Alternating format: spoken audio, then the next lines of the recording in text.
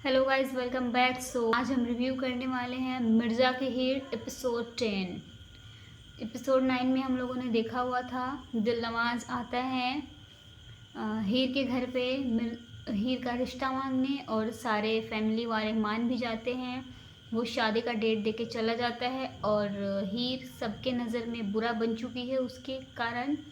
और फिर आगे देखते हैं आज के एपिसोड में क्या दिखाता है, क्या नया है। Guys, being a best friend, Joji का एग्रेसिव होना बिल्कुल लाजमी है, बनता भी है, बिकॉज उसका बेस्ट फ्रेंड इस हीर की वजह से पागल हुए जा रहा है। तो फिर वो इतना भी रिएक्ट ना करे, ऐसा कैसे हो सकता है। बट बेचारे हीर की भी कंडीशन तो बहुत बुरी है, बहुत ज़्यादा बुरी है। मिर्ज़ा का तो सिर्फ दिल टूटा है, लेकिन इसका दिल टूटने के साथ साथ पूरी दुनिया उजड़ रही है। और बीइंग अ गर्ल, मैं ये चीज़ समझ सकती हूँ। और ये जो हीर ने कहा है ना कि तुम मिर्ज़ा को कभी ये ना बताओगे कि हीर ने मिर्ज़ा को मिर्ज़ा के लिए छोड़ दिया, ये वाला लाइन उफ, सीधा दिल पे अटैक करने वाला है। मुझे तो लगा था कि मिर्ज़ा कहीं से सुन लेगा, बट ऐसा कुछ नहीं हुआ। मुझे डाउट हुआ था। और जो जी, इसको तो कुछ समझ में ही नहीं आ रहा कि हो क्या रहा है। गाइज, हम जिससे प्यार करते हैं और हम जानते हैं कि सामने वाला भी हमसे उतना ही प्यार करता है, और फिर उसके सामने जाके ये सारी बातें करना बहुत ज़्यादा पेनफुल होता है यार। मतलब जस्ट इमेजिन कि अगर तुम्हें ये सब करना पड़े, कैसा होगा, कैसा फील होगा। बहुत कोई बुरी फीलिंग है, बहुत ज़्यादा बुरा फील होगा यार।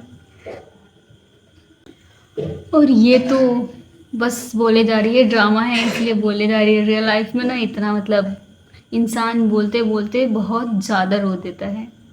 आप लोग नोटिस कर रहे हैं, हीर इतना कुछ कह रही है लेकिन उसे नज़र नहीं मिला रही है, इधर उधर नज़र करके बात कर रही है, क्योंकि नज़र मिला के झूठ नहीं बोला जा रहा है उससे। कायनात आकर के इतना कुछ हीर को सुना के जा रही है।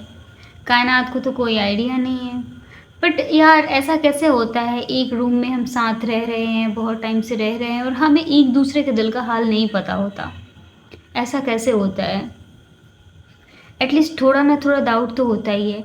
अगर इन लोगों को सोचना चाहिए कि अगर ये खुशी खुशी शादी करे तो फिर ये इतना रो क्यों रही है। ये बहुत बड़ा क्वेश्चन है, इन लोगों को ध्यान देना चाहिए इस चीज़ पे, जो कि नहीं देते। इस ड्रामा में ना हर किसी का बस दिल ही टूट रहा है। इधर हीर का, मिर्ज़ा का, और ये बाबर का भी सेम चल रहा है। और पता नहीं अभी किस किस का दिल टूटने वाला है, आई डोंट नो। जब बात करनी चाहिए थी बाबर से कायनात को, तब तो बात नहीं की। अब इसको डर लग रहा है और अब बातें करने आ रही। ये बातें अगर पहले कर लेती तो ज़्यादा बेटर होता गाइस। लेकिन ये बाबर क्यों सबको बुला रहा है, मुझे ये समझ में नहीं आ रहा है। सबको कह रहा आने के लिए, इंक्लूडिंग कायनात भी। कायनात को भी कह रहा है आपका बैठना भी लाजमी है, आप भी ज़रूर आइएगा। गाइस, मुझे याद आ गया वो ये तैमूर के जो दादा मिर्ज़ा साहब थे, उन्होंने, आप लोग को याद होगा, कायनात के शादी वाले दिन बाबर के साथ में कहीं गए हुए थे, और ये ज़मीन उमीन के बारे में कुछ था ना, आई थिंक उसी के बारे में ये बात करने के लिए आया हुआ है। मतलब ये उससे रिलेटेड इसको बोले हुए थे, वही बाबर करने जा रहा है आई थिंक। गाइस, बाबर कह रहा है ना सिर्फ हुक्म की तामील है, इसमें मेरा कुछ नहीं है। मैं बिल्कुल श्योर हो चुकी हूँ कि ये मिर्ज़ा साहब जो इसको बोले हुए थे ना करने के लिए, कुछ कहे थे पेपर एंड ऑल घर के बारे में, बस वही बात है और कोई बात नहीं है। मैंने कहा था ना, मैंने ठीक गेस किया था। ये वसीयत के बारे में बात कर रहा है, मिर्ज़ा साहब की वसीयत के बारे में बात कर रहा है। मतलब मिर्ज़ा साहब ने अपनी वसीयत को, क्या वसीयत में क्या लिखा हुआ है। गाइज, मुझे लगा ही था कि मिर्ज़ा साहब कुछ ऐसा ही करेंगे जिससे कि ये जो दोनों भाई हैं, क्या नाम है, तैमूर के जो सुहेल मिर्ज़ा और जो तैमूर के फादर हैं, ये अंकल जी, इन दोनों के ना पैरों तले ज़मीन खिसक जाएगी। और हुआ वही। जिस मिर्ज़ा हाउस को ये लोग बेच के और बहुत अमीर बनने का ट्राई कर रहे थे ना, गाड़ी, नई नई गाड़ी, बंगला, क्या क्या खरीदने की बात कर रहे थे, घूमने फिरने की, अब वो सब इन लोगों का ना मिट्टी में मिल गया है, क्योंकि वो सारे बच्चों के नाम हो चुका है। तैमूर के नाम पे, कायनात के नाम पे और हीर के नाम पे। अब ये तीनों जो चाहे करें, ये तीनों चाहेंगे तो बेचेंगे, नहीं तो बस। और पावर ऑफ अटर्नी दादी के नाम चली गई है, तैमूर के दादी के नाम पे। इन लोगों को घंटा कुछ नहीं मिला है।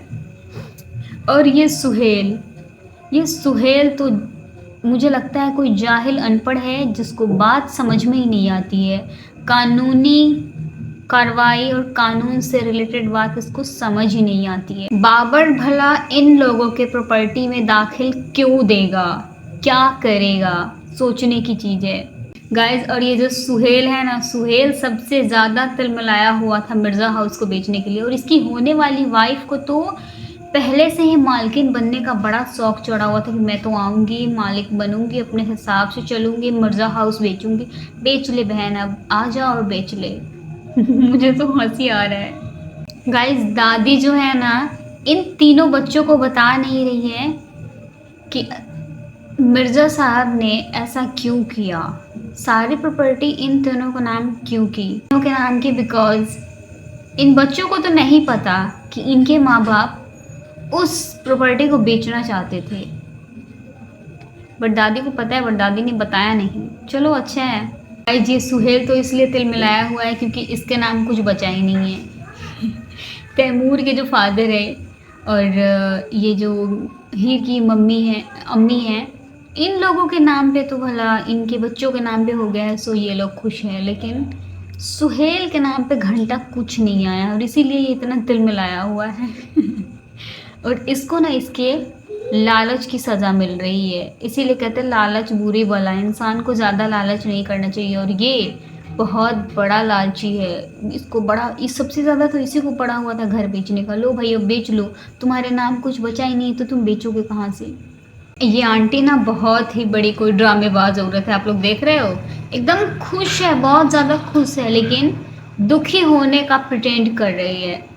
ऐसे प्रिटेंड करे जैसे कि इनको तो बहुत ज़्यादा गम है, लेकिन ऐसा कुछ नहीं है। ऐसा ही होता है, घर घर की ही कहानी है यार। और ये कायनात को ये एहसान ऐसे कह रहा, भरोसा तो करती हूँ ना मुझ पे, मैं सब ठीक कर दूंगा। कह तो ऐसे रहा है जैसे कि बहुत बड़ा कोई करोड़पति है और यू करेगा और सारी चीज़ें ठीक हो जाएंगी इसके एक इशारे पे। खुद लालची इंसान दूसरों की दौलत हड़पने के लिए उसकी बेटी को फंसाया हुआ है। और इसकी स्माइल दे, इसके चेहरे पे, इसका चेहरा बता रहा है कि ये चाहता क्या है।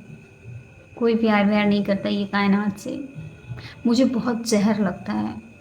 और इन बेचारे दोनों की तो ऐसी लगी पड़ी है, इन्हें तो घर बेच के करोड़पति बनना था। इनका तो सपना सपना ही रह गया। सारा करोड़पति बनने का भूत उतर गया इन लोग का। कहते हैं कि माँ बाप के सामने ना ज़्यादा इन बच्चों को तेज नहीं बनना चाहिए, क्योंकि वो हमारे माँ बाप है, वो हमें बहुत अच्छे से जानते हैं। अगर हम उनके सामने अपना पंख फड़फड़ाएंगे ना, तो वो हमारी पंख को कुतरने का भी हाल जानते हैं। और सेम हुआ है सुहेल के साथ में, उसका पंख ही कुतर दिया गया क्योंकि सबसे ज़्यादा यही फड़फड़ा रहा था। इसको ही पड़ी थी कितना जल्दी मिर्ज़ा हाउस बिक जाए, पैसे आ जाए, हम सेटल हो जाए एंड ऑल, बहुत सारी चीज़ें। गाइज मैं सोच ही रही थी कि ये सुहेल अब तक इसको बताया क्यों नहीं है कि शादी से इनकार बब्बू ने नहीं किया था, बाबर ने नहीं किया था, बल्कि कायनात ने शादी से इनकार किया था। बाबर सिर्फ सारा इल्ज़ाम अपने सर लिया था, फाइनली बता ही दिया। मैं सोच ही रही थी कि ये इमोशनली वीक हुआ पड़ा है तो ये बताएगा ही बताएगा, और मेरा शक सही हो गया। गाइज इन आंटी जी को क्या लगता है कि वो जो एहसान है ना, वो बहुत सीधा आदमी है और उसको ये लोग कंट्रोल कर लेगा। वो खुद इसी इंतज़ार में है कि एक दफ़ा शादी हो जाए कि सब कुछ हमारा हो जाए। और ये आंटी जी सोच रही है कि इनके कंट्रोल में वो आएगा। ऐसा कुछ नहीं होने वाला आंटी, आप एक बार शादी तो करो, उसके बाद समझ आएगा। आप लोग को जो वो मदद चखाएगा ना, आप लोग भी क्या याद रखेंगे। पता ही नहीं कितना बड़ा लालची किस्म का इंसान है वो एहसान। आपकी बेटी ने किसी थर्ड क्लास के पर्सन को पसंद किया है खुद के लिए। गाइज मुझे ना बहुत ज़्यादा फील हो रहा है इन दोनों के लिए। ये दोनों एक दूसरे से बिछड़ गए, बहुत ज़्यादा बुरा लग रहा है। अब मैं ये दुआ करती हूँ कि आई होप कैसे भी तैमूर को पता चल जाए कि ये वही दिलनवाज है जिस दिलनवाज से बचाने के लिए हीर को अगवा करके ये लाया हुआ था शादी से उठा के, और फिर से उसी के पास जा रही, ये वही है। कहीं ना कहीं से पता चले इसको। सो गाइस, इस प्रकार से इनकी आई कांटेक्ट के साथ में इस आज के एपिसोड का एंड होता है। आज के लिए बस इतना ही, मिलते हैं नेक्स्ट वीडियो में।